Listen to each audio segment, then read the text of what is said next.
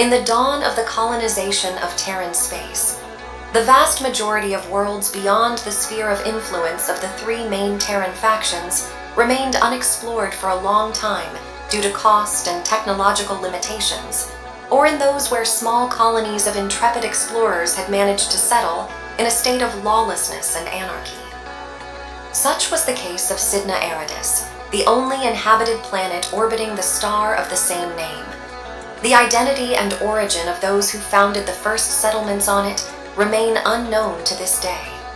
What is certain is that Sidna, as its people now call it, possessed from the beginning the ideal conditions to sustain life and, moreover, to support the establishment of what would become a thriving and developed Terran colony.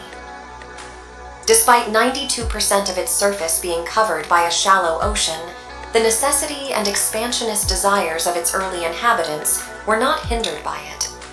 Leveraging great technique and ingenuity, the Sidnadian colonies gradually reclaimed extensive stretches of land from the omnipresent sea and, when needed, constructed enormous floating platforms upon which many of their main cities were built. Draenolard, the largest and most prosperous of them all, was constructed on one of these floating platforms over the Namok Crater Basin Lake, with the aim of extracting the high concentrations of Vespene gas found beneath its bed.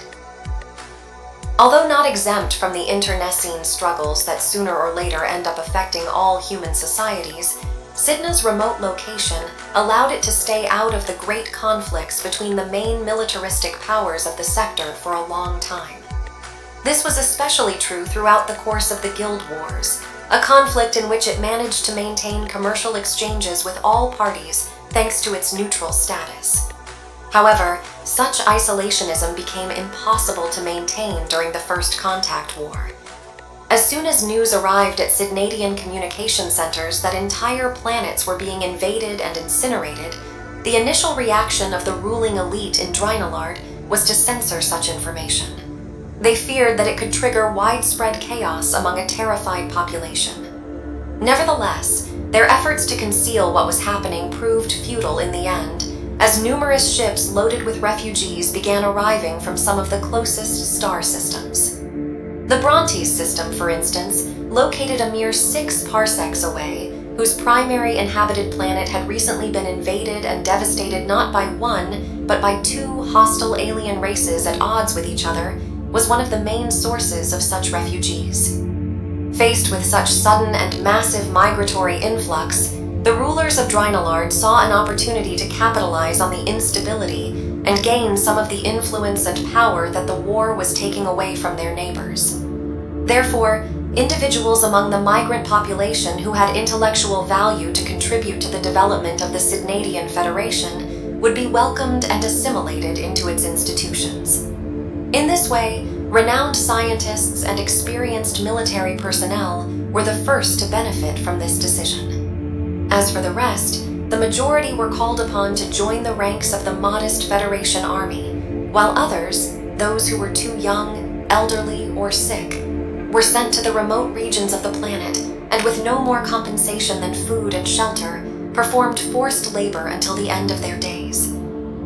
As a result of this newfound abundance of workforce and skilled minds, Sidna's growing prosperity attracted the attention of the Terran Confederacy. With the intention of using the planet as an outpost to monitor the chaotic situation in the adjacent systems, the Confederacy dispatched a powerful expeditionary force led by the battleship NORAD-1 to persuade the inhabitants of that independent world through intimidation or, if necessary, to subjugate them through fire and devastation. However, the latter would not be necessary, as the fleet positioned itself in a stationary orbit over the Namok crater, and the Sidnadians understood the immense disparity between their forces and those of the Terran Confederacy.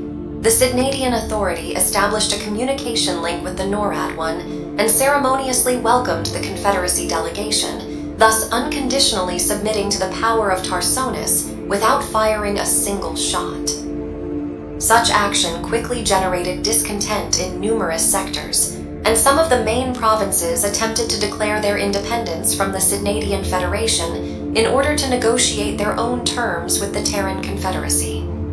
Among them, the most relevant and ultimately leading the rest was the nation of Gannahant. It was, after Draenolard, the most economically prosperous and militarily powerful nation on the planet. The Confederate commanders, lacking interest in squandering their own forces in what they considered an insignificant conflict, pressured Draenolard to mobilize its own army and suppress the insurrection by force. Thus, the First Planetary Sidnadian War began. Despite the technological disparity due to the advanced equipment supplied by the Terran Confederacy to the Drylarian army, the war lasted longer than expected, and it was only after several months of fighting with no clear victor in sight that the Confederacy chose to relinquish some of its less powerful nuclear warheads to Draenolard. Gannahant, which did not possess such devices, was not obliterated itself, but several of its vassal nations experienced, unable to respond, the cruel thunder of nuclear weapons. Hundreds of thousands of civilians perished in that swift and calculated bombing. 14 hours after the last missile fell and detonated, Gannahant signed its surrender and forever renounced its aspirations of becoming an independent power. Meanwhile, the colossal conflict unfolding at an interstellar scale continued its course. The Confederacy witnessed how the relentless harassment from terrorist organizations, the alarming progress of the Zerg invasion, and the sudden and catastrophic attacks by the Protoss increasingly threatened the security of Tarsonis itself. Fearing the worst, they decided to relocate the bulk of their forces stationed in Sidna to the already turbulent surroundings of their capital world. Only the NORAD one, which was undergoing maintenance, would remain in Draenolard, guarded by a small Confederate garrison.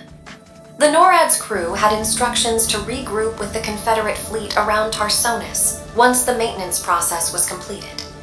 However, a few days later, Tarsonis fell under the assault of numerous Zerg broods, and with that, the Terran Confederacy came to an end. Taking advantage of the unexpected event, the forces of Draenolard launched an assault on the Confederate garrison, annihilating them, and thus seized control of the NORAD-1 battleship. This action, and the events that led to it, were announced to the Sidnadian population as a sudden and fortuitous change in the thinking of the rulers of Draenolard, rather than an opportunistic acquisition of Confederate technology and weaponry to maintain their planetary supremacy. They attributed the meager victory the title of Operation Freedom, and insinuated that thanks to it, they had achieved a definitive victory against the Confederate occupation on the planet.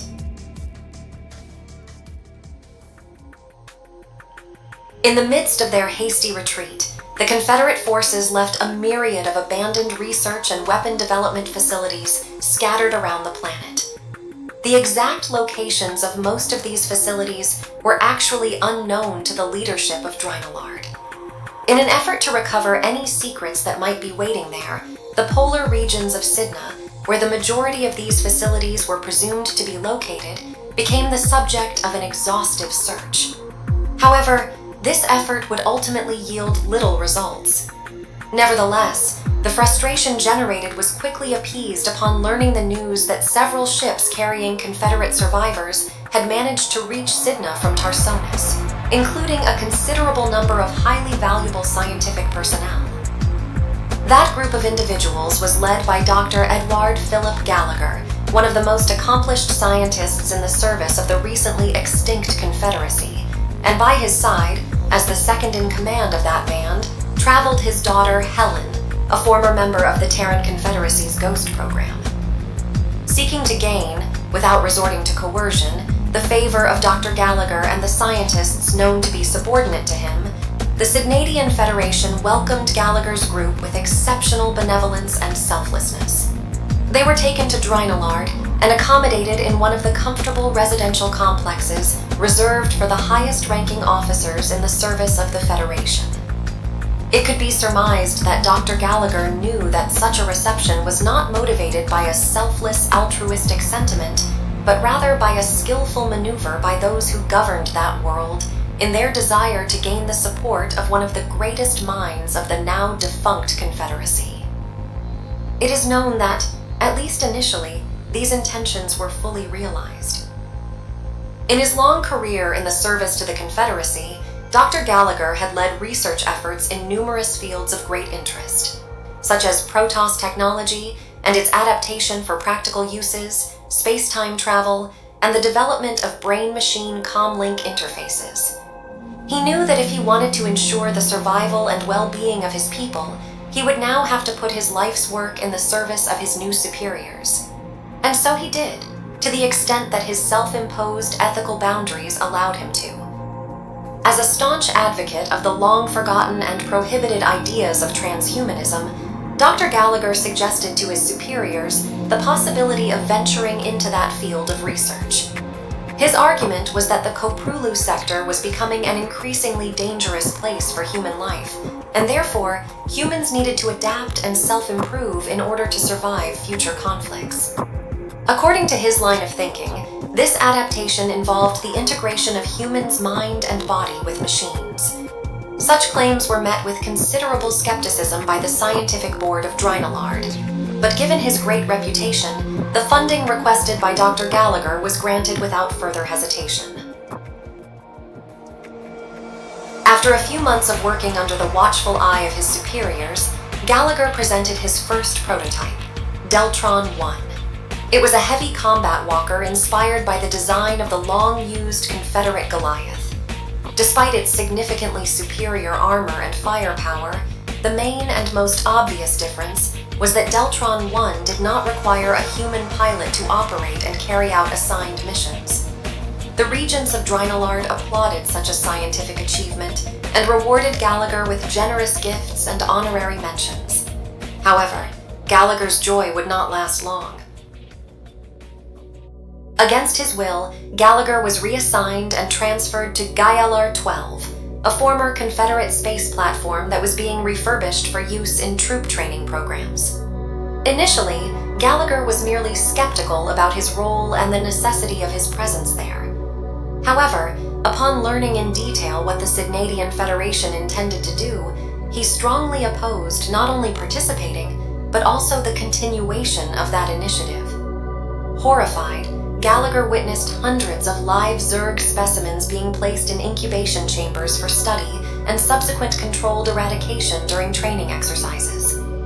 Being fully aware of the enormous risk that such a practice represented, based on his experiences in his native Tarsonis, Gallagher, in a reckless act of insubordination, disobeyed orders and traveled back to Drinalard on a dropship. There, he voiced his fears to the scientific board and the rulers of that world, but his warnings fell on deaf ears. Gallagher was sentenced to death for rebellion. He was allowed to spend, as he requested, his last day of life in his laboratory. He was publicly executed 29 hours after the sentence in the main square of Drinalard, in front of the gaze and cheers of a brutish crowd. When this event reached the ears of his daughter and lieutenant, Helen Gallagher, who already held a highly influential position among the local militias in the province of Gannahant, where she had been stationed, she decided, along with many supporters of her father's ideas and a considerable number of veterans from the previous war between that nation and Drinalard, to declare rebellion and become outlaws. Thus, the subversive group called Gallagher's Rebels was formed. Under her leadership, they carried out numerous attacks on facilities, bombings, and assassinations against those who facilitated her father's execution. However, such actions did not have the expected repercussions or responses, as a much more concerning event for the Federation was about to take place in the planet's exosphere.